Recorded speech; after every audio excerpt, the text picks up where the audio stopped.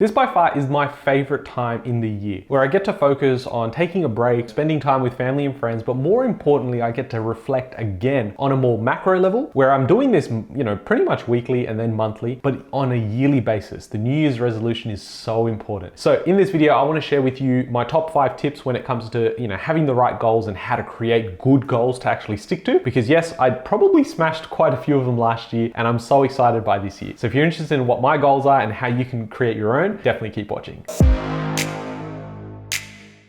Hey guys, my name is Ravi and welcome back to Personal Finance with Ravi Sharma. If you're new here, smash that subscribe button because I talk about real estate, cryptocurrency, and financial freedom. Now, goals are super important, but they're only part of the puzzle. What you want to do is be able to actually execute on those goals, and I think a lot of people do miss out. What you do is you have a lot of motivation and inspiration in the first couple of weeks of Jan. By the time Feb comes in, you feel like you're burnt out because it's not natural for you to go and put in that hard work and hard hours. And what you've done is probably created goals that are unrealistic and not practical. You get to halfway through the year, you've forgotten what your goals were at the beginning of the year, and we all know the second half of the year goes a lot quicker than the first, and suddenly you're in November, December, and holiday period again, and you sort of get disappointed because you didn't get to achieve what you did. Now, I am exactly the same. Now, I used to be someone that would go out, create the goals, and follow the exact same feeling and emotions of the ups and downs throughout the year and not actually achieve those goals. So I've changed that model, and I've got 5 tips for you that actually helped me achieve most of them in 2022. So let's jump straight into it. Number 1 is always have stretch targets. Instead of having just achievable goals, have the achievable goals, but always have a stretch target. Always be aiming for the stretch target. And what you're going to realize is after 6 or 9 months, you can then adjust and say, well, I'm still on par to hit maybe 80% of my stretch target, but that's significantly higher than what my achievable target was. So that's going to help you achieve so much more in 2023. Number 2 is have defined goals. Don't just say, I want to be financially free in 2023. Actually break down what that means for you. It might mean that you have an extra $200 a week, which means now you don't have to work the extra hours or the second job. But by actually putting out the exact process you're going to take, or the goals broken down on a monthly basis and being very defined, is going to allow you to actually achieve those goals, because it doesn't feel like it's an airy-fairy goal. It's actually defined. You know exactly what you need to do in order to get there as well. Number 3 is write down your goals, but write down why you have those goals. So understanding your why, the motivation behind wanting to achieve that, is so important. There's going to come a time, and naturally it happens throughout the year, where you need a source of motivation. You want that inspiration from content. And you might go, hey, I'm going to watch Ravi's video, or you're going to go out there and watch someone's content and you get really inspired for like 2 seconds and the motivation dies out. What you want to do is in fact have that why written down, because only you can motivate yourself to the level that nobody else can. So if you go and read through and say, well, that's why I wanted to achieve it. It wasn't just because I wanted to flex on Instagram. It was actually a purpose that, hey, maybe I can just spend more time with my kids in 2 to 3 years. Or it might be that, hey, I don't have to work X, Y, and Z because I didn't enjoy it. It was affecting my mental health. And that's going to push you to go and achieve those goals, the extra 10, 20%. It's going to be amazing. Number 4 is don't compare your goals to someone else. Now, it's all well and good to share your goals, and you might have 1 or 2 people. And I say 1 or 2 people is probably the max you would want to share your goals with, because then you guys can keep each other accountable. And this is so important as well as part of the inspiration, the motivation throughout the year, is that if you've got someone else doing it with you, naturally, like when you work out, if you've got someone else that's relying on you to actually push your weight as well, you're going to go and achieve more than someone that's just relying on yourself. And so in this case, when you're going out there and sharing that with 1 or 2 people, make sure that you're not comparing your goals to someone else. Don't compare your day 1 to someone's day 100. It's the equivalent of saying, well, I come onto YouTube and I see some creators on like 200,000 or 1 million followers. I'm like, oh shit, I really want to get there. And when I go and try and achieve that, I'm nowhere close. I then have to compare my day 1 to their day 100. They may have been on YouTube for like the last 7 or 8 years, and I've only been on here for like 2 or 3 years. So naturally, you're going to have to go out there, be really focused on what you want to achieve, because your goals are going to be different. And once you understand that, your actions will also be different. And I feel like that ties perfectly into happiness and balance. Now, my last one here before we jump into what my goals are specifically for 2023 is aspire for balance. Don't go too heavy on one part of your life and neglect something else. I'm someone that has done that in the past, where I was like, look, all I want to do is focus on my business, or all all I want to do is focus on my relationships, or all I want to do is just travel this year. I remember there was a year that I traveled like 6 international trips, and then I realized at the end of the year, I didn't achieve too much when it came to like money, wealth, and growth and all of that stuff. But then from a travel and experience point of view, I was cheering, right? But I didn't feel fulfilled. I'm someone, and you might be the same, where I want to have everything sort of move up at the same time. And what's important to me is balance. I don't want to go out there and say, well, I'm giving up my early 20s, my late 20s, my early 30s, just to go and achieve this one specific goal of financial freedom. I believe if you do this well, and again, if you're looking at real estate investing, definitely hit me up. There's a comment down below, which is pinned with my email, as well as a link in the description to my property buyers agency, where we go and do all of the research, all of the negotiating for you. You're basically outsourcing your buying process to someone like me and our team that have done it multiple times. And then you're able to sit back, enjoy the rewards long term. So if you're interested, definitely hit me up. But what you want to do is focus on how you can increase your wealth, but also increase your personal development, your time, your balance with people around you. For me personally, I've prioritized things like, working a little bit harder on my business and personal brand, but that meant that I didn't go to the gym as often. That started causing some health issues. And then I was like, I'm not happy with how I look and how I feel. So now I've started bumping up more there, but it means what? Maybe 5 less emails a day. And I'm okay to offset that with the balance. So something to focus on is balance rather than just going in the one niche, just focusing on the one thing, because maybe you're going to be unfulfilled at the end of the year. This is going to be very high level, but I have defined this a lot in my own personal notes. I'm not going to bore you with the details, but give you a very high level case study of what my goals would look like and how you can adapt it to your own goals as well. And maybe you're just interested in me as a person. I mean, I'm not sure why, I'm pretty boring, but if you are interested in my sort of journey as well, keep you accountable, keep myself accountable, I'm sharing it here. Now, number one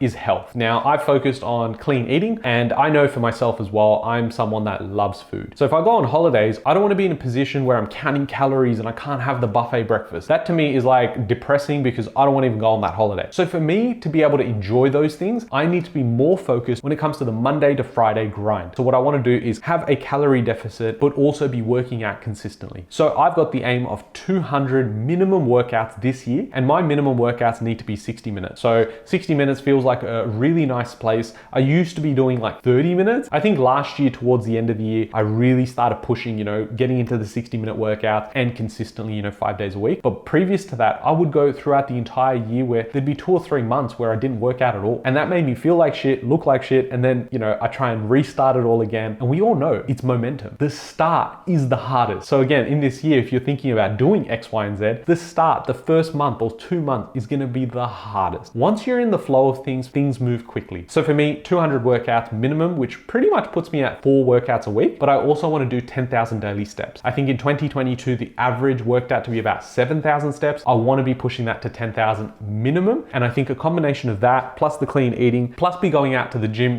4 to 5 times a week, will allow me to have the extra gelato on my trips and enjoy the buffet breakfast. Because ice cream in the morning is the best. Number 2 is YouTube. My focus here is that I want to bring out consistency, but with quality. I want to go out in more depth when it comes to research, when it comes to the statistics, but also give you guys some value in an entertaining way. I know there's been times during last year where I'd bring out 1 video that week or 2 videos that week, but the consistency that I want to show to this channel and commitment to you guys is 3 videos every single week, which pretty much puts me at about 150 videos for the year. But again, I want to focus on different things. I want to bring a bit more when it comes to the health aspect, the mental health aspect, plus how you can combine that with the real estate, with the investing, whether it's crypto, whether it's Pokemon cards, but also a balanced approach. You got to enjoy this process. I'm not someone that's going to go, let's just pump it for 2 years and then that's it. I think you can push it at certain times, but also balance is very important. Go out there, enjoy life, because it's short. As of recording this video, I'm on about 43,000 subscribers. By the end of this year, I need your help to get to 100,000. It's been a big goal of mine. And although the number isn't really important, it's just knowing that more people can see these videos, it means a lot to me, because it means at scale, I can help as many people as I can. So you're going to play a big part in helping me get there, because we're going to try and create a community where people like this sort of content. They need to know about it, especially being Australian based. I don't think there's enough creators out there talking about this sort of stuff. So if you are enjoying this so far, smash that like button and subscribe as well. And if you can, at the end of this video, share it with someone else. That would be amazing. Now for the buyer's agency, Search Property has been growing and we've got a team now, which has been amazing, but we're we will keep growing. And I think we're at a point now where this year we will be committed to helping 250 clients. So it roughly works out to be about 20 clients every single month. And in addition to that, we will be hiring 2 to 3 people. So full-time staff, if you are interested in wanting a change, career change, you like property, you like investing, you like myself, then definitely drop me an email. It'll be pinned in the comments down below with your CV as well. Before I advertise officially, given that you've watched all the way through, you'll get an unfair advantage, which is awesome. And finally, when it comes to money specifically, the plan is to grow the asset portfolio across all of my assets in total by about $3 million. Now, I know it sounds like a lot, but again, we're going out there using leverage to buy real estate. We're also using some of that equity to build our positions in other assets that are severely undervalued. And that'll allow me to get to at least $3 million